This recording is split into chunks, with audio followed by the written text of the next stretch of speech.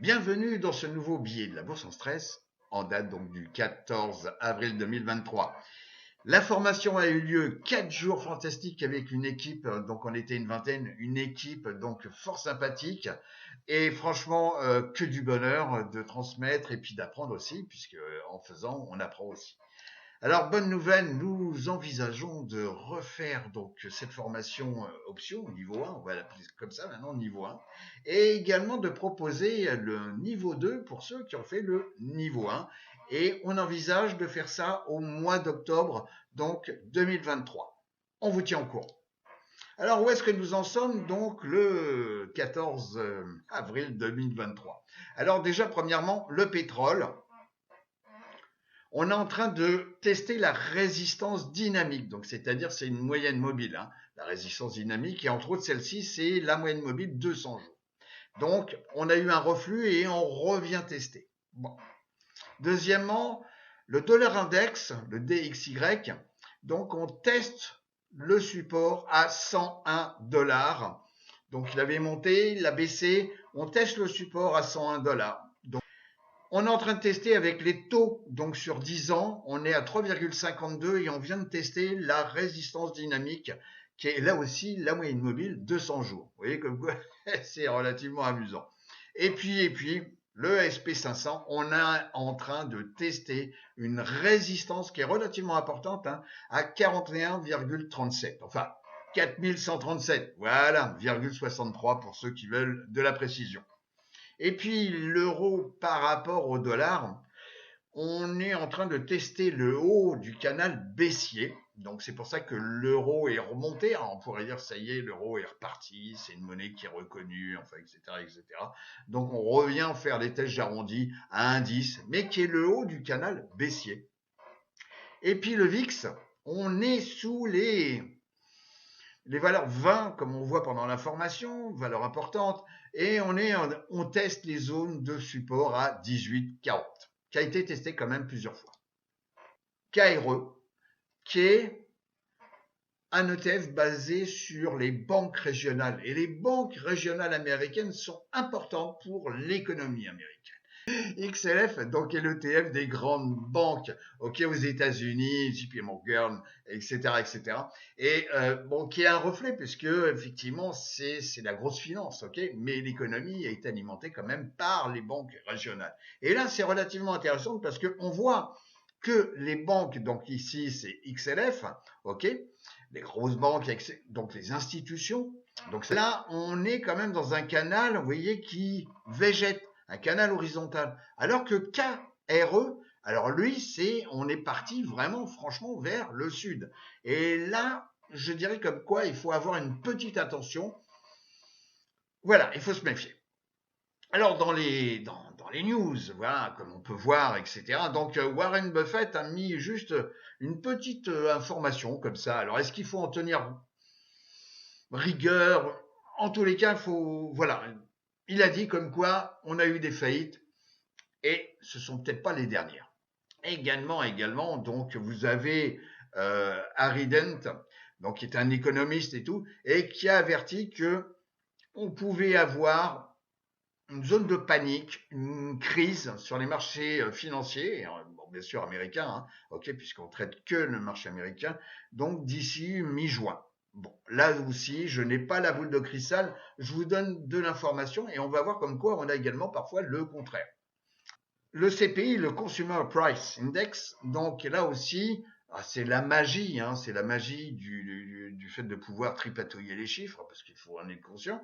Là, effectivement, pour le mois de mars, on a une inflation qui a tendance à baisser, puisque le CPI, c'est l'inflation sur les produits donc consumer en dehors de la bouffe et du pétrole. Voilà, un food, voilà. Et donc 5% au mois de mars. Bon, est-ce que c'est une réalité? Je ne sais pas. En tous les cas, c'est un chiffre qui va calmer un petit peu les marchés. Et je vous rappelle que l'année dernière, en 2022, on était à 9%, donc à l'époque du mois de juin. Alors là aussi, c'est éternel. savez, ça me rappelle, alors je dis pas comme quoi ça va pas se produire, mais en tous les cas, ça me rappelle les années 2009 où tout le monde disait, voilà, oh, ça y est, le dollar, c'est mort, c'est fini, etc. Je me souviens, alors ceux qui ont connu cette période sont capables de confirmer les médias. Effectivement, tout le monde, beaucoup de personnes disaient comme quoi ça y est, le dollar était fini. Est-ce que le dollar est fini? euh, Ouais, alors on va dire c'est la Chine, le Brésil, ils sont en train, même l'Arabie Saoudite, ils sont en train. Bon, alors là je vous montre juste un petit graphique qui est relativement important. Ici vous avez donc le SP500, ici en bougie, et là c'est ce qu'on appelle le marché donc obligataire donc à haut rendement à travers l'ETF qui s'appelle HIG. Et là, il se passe quand même, vous voyez comme quoi, si on remonte dans le temps, il y a souvent une adéquation entre le HIG qui baisse et puis l'efficience de SP500. Là, même chose. Là, 2020, souvenez-vous, alors là, les deux, ils ont baissé fortement. Et là, ce qui est relativement intéressant, c'est que le SP500, on est venu ici, donc tester la moyenne mobile 200 semaines ici, et puis là, on a tendance à remonter. Ben, c'est pas tout à fait le cas, oui, on revient tester ici une zone de résistance sur le SP500, et là, concernant HIG, c'est pas tout à fait la même chose, je dirais qu'on est plus bas. C'est pour ça que voilà, il y a des petites clochettes qui sont en train de sonner. Voilà, donc je vous donne les éléments de réflexion et bien entendu, je ne m'appelle pas Irma. Alors, on a vu, on va voir l'or et puis bien entendu, généralement, on a l'argent qui suit après le départ ou l'évolution, aussi bien vers le nord que vers le sud, donc de l'or. Donc il y a toujours un petit métro de retard pour l'argent, mais l'argent pourrait effectivement, il a stagné, hein, c'est ce qui est dit ici. Donc 2023 en début, bah, c'était un peu mou du genou, hein, comme on dit, et puis là, il y aurait peut-être une tendance à se refaire une petite santé. D'ailleurs, on va le voir directement. Vous voyez, ici on voit le silver en bougie hebdomadaire et puis, on était dans un canal, vous voyez, baissier. Après une période ici de stagnation, un redémarrage ici, on était dans un canal baissier. Et puis, on a eu tendance à casser le haut de ce canal. Ça nécessite confirmation, mais comme l'or est reparti à la hausse, eh ben, il a un élément, il est suiveur, hein, quand même. L'argent, il est très souvent suiveur de l'or. Mon petit tableau, en tous les cas, sur les secteurs et les sous-secteurs que je suis, donc à la date donc, du 14 avril 2023, et aussi on est en performance sur 3 mois. Et vous voyez comme quoi on retrouve la technologie, on retrouve les semi-conducteurs, on retrouve ici la consommation XLY, hein, les biens et les services donc cycliques, ok, donc c'est quand même les 3 premiers. Ensuite, bah ça c'est juste le point d'indication, c'est le SP500 sur 3 mois. Et puis, vous voyez, le dernier ici, donc ici, hein, vous les connaissez, j'utilise toujours les mêmes, ok, secteur et sous-secteur. Le dernier sur 3 mois, c'est les financières. Alors, c'est le petit cadeau, c'est le cycle de Benner qui prédit depuis sur plus de 100 ans l'évolution donc du marché, enfin des marchés financiers. Alors Samuel Benner était un fermier dans les années 1800 et il voulait comprendre comment le marché, il y avait des cycles et il voulait découvrir ces cycles. Et en 1875, il a publié un bouquin, donc un livre, voilà, donc sur l'évolution et les perspectives possibles sur les matières premières. Et donc, il a identifié les années paniques, des années de bons moments, et puis des années difficiles, où il était peut-être temps de vendre. Alors, il y a des années de panique, on l'a vécu, etc. Donc, ce cycle de Benner, je dirais comme quoi il a une efficience à peu près à moins de 90%. Moins de 90% parce qu'on va voir comme quoi il y a des périodes, là on va avoir un tableau et il y a des périodes qui sont complètement passées à l'as. Donc bien entendu, la boule de cristal n'existe pas, c'est juste de l'information et je pense que sur la bourse en stress, on vous en donne quand même pas mal et gracieusement offerte et proposée. Et donc, vous avez les années de panique, ce sont les années où effectivement, voilà, tout le monde dépose les armes et tout, voilà, les marchés s'écroulent, et puis ceux qui ont peur, ils ont l'espoir, ils rachètent au moment où il faut pas, et puis ils doivent revendre encore plus bas parce qu'il n'y a plus d'offres, donc il n'y a plus d'acheteurs, etc., etc. Donc, c'est les années panique. Vous avez les bons moments. C'est là où Bénard donc identifie donc le prix élevé. Voilà, donc c'est bon moment, bon temps où effectivement on a estimé comme quoi les marchés étaient vraiment bien efficients et qu'on risquait d'être un petit peu trop cher et que c'était le moment de vendre. Et puis, vous avez les moments très difficiles, et c'est là, dans les moments difficiles, où il y a les gens qui prennent plaisir, et c'est là où c'est ceux qui font les meilleures affaires. C'est donc c'est le moment où tout le monde a déposé les armes. Alors c'est clair. Et puis vous êtes là en train de dire, c'est le moment d'acheter. Donc c'est un tableau assez excellent. Alors faut revenir quand même à l'époque où il a été conçu. Alors là, vous avez qu'une période, hein, c'est de 1924 jusqu'à donc 2059 qui est reproduit, puisque vous avez la période avant, etc. Bon, c'était pas la peine de regarder ce qui s'était passé à la fin du 19e siècle. Et donc, vous voyez ici, donc c'est les années de panique. Donc, donc ça, c'est la partie haute avec ici les triangles. Vous avez 27. Ouais, bon, c'est la crise, hein, 27, 28, 29. OK. Vous avez la crise ici, pour se rapprocher, 2019. Bon, c'est peut-être la crise 2020. Alors, bien entendu, excusez du peu, on peut avoir 6 mois de décalage pour un tableau qui a été effectivement réalisé dans les années 1875. Vous voyez, on en revient sur notre époque où effectivement vous avez également des moments où il est bon de vendre. Donc vous avez 2016. 2016, donc voilà, est-ce que c'était une époque où il fallait vendre? Oui, peut-être, peut-être. Vous avez donc maintenant 2026, vous voyez. Et puis ici, vous avez donc les époques où il est peut-être intéressant de jeter un œil, voire les deux yeux, donc sur les marchés pour revenir dessus. Et c'est peut-être là où on fait les bonnes affaires, où les prix sont cassés, les soldes sont là. Et voilà. Donc c'est un petit tableau. J'en parle parce qu'effectivement, ça peut être intéressant. Il y a des vérités où effectivement vous avez des cycles qui se répètent. Est-ce que le hasard existe? Je pense que pas vraiment. Mais bon, à chacun est libre de penser ce qu'il veut. Et puis il y a d'autres tableaux, on voit ça pendant les formations, entre autres sur les options. Voilà. Le VIX en hebdomadaire. Alors, on voit que chaque époque, vous avez des paliers, vous avez des zones de support. Ici, on avait des zones de support à 8. Ici, on a eu des zones de support à 10. Ici, on a eu des zones de support à 15. Ici, des zones de support aux alentours des 18. Eh bien, vous voyez que cette zone,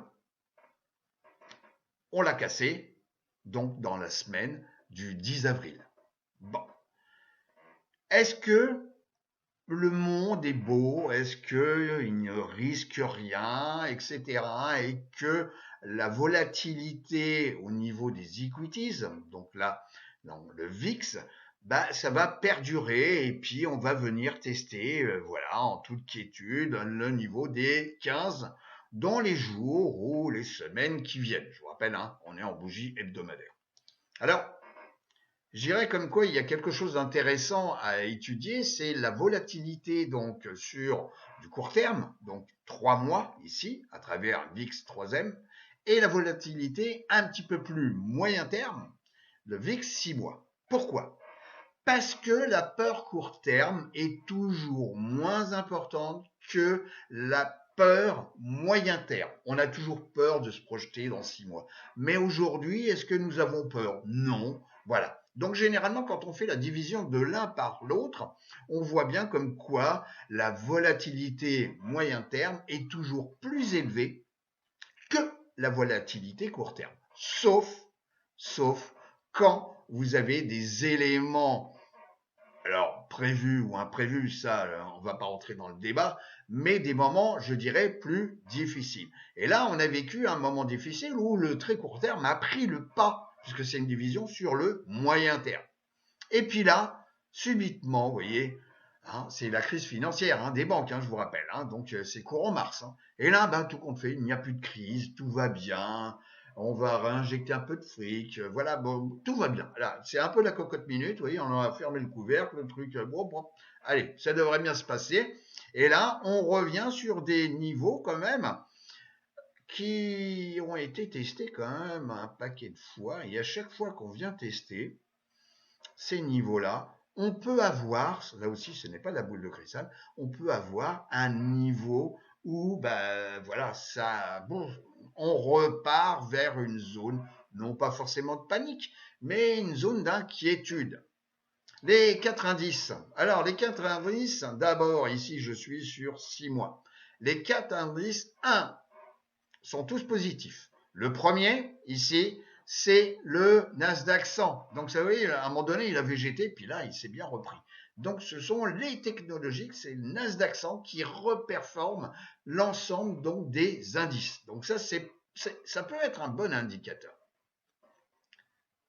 Ici, le SP500, donc le deuxième. Le troisième, c'est le Dow Jones. Et le quatrième, ici, c'est le Russell 2000. Et le Russell 2000, vous voyez comme quoi il n'a pas du tout la dynamique donc des autres.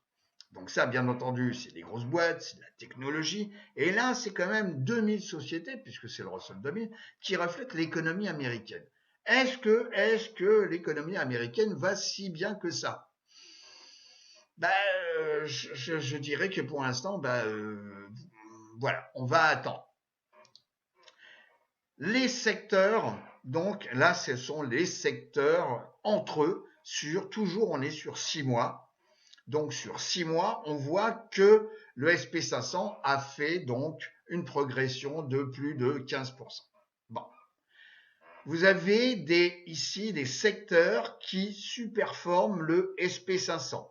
Vous avez ici les services de communication. Vous avez ici la technologie. Bon, vous voyez comme quoi le Nasdaq 100, c'est bien pour ça qu'il est en tête sur 6 mois. Ici, vous avez les industriels et généralement, vous avez les matériaux de base. Les deux sont liés parce que le matériau de base, on en a besoin pour l'industrie. Donc, il y en a un qui évolue, généralement l'autre aussi. Pas forcément au même moment, mais en termes de tendance de fond, toujours. Et puis les autres, vous avez, mais,